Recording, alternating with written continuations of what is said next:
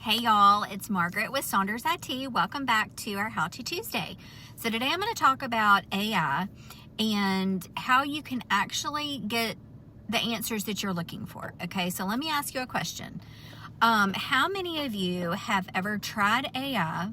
It gives you the answer and you think, well, that's not even close to what I was looking for. Well, you're not alone. So here's the truth. Most people are brand new to AI, okay? And they're just playing around with it. And that's exactly what you should be doing. But the difference between a bad answer and a great one is how you ask the question. So think of AI like this. It's like a brand new employee.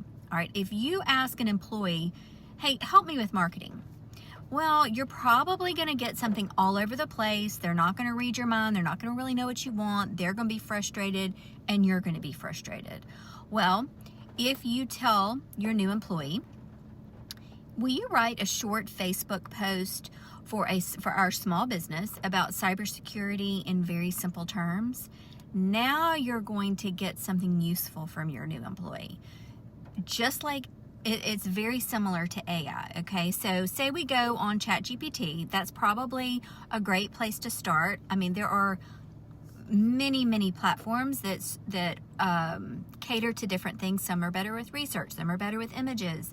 But let's just start with ChatGPT. Number one, I'm gonna give you several steps. Number one, be specific. Don't be vague. So instead of saying something like, write me something about AI, try this instead. Explain AI in simple terms for a homeowner, okay? Step two, you need to give it context. Tell it who you are or who it's for. So you need to talk to ChatGPT like you would a person, okay? And you don't have to, it doesn't have to be a complete sentence. It doesn't have to be a paragraph.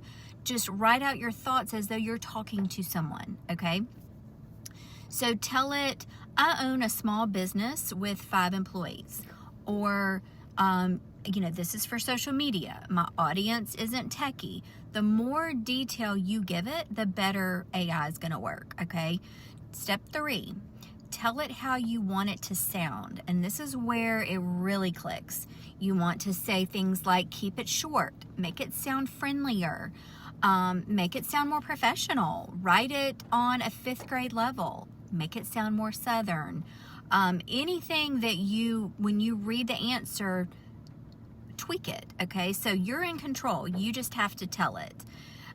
Step 4, keep talking to it. This is the part that most people miss. Your first answer is just the start.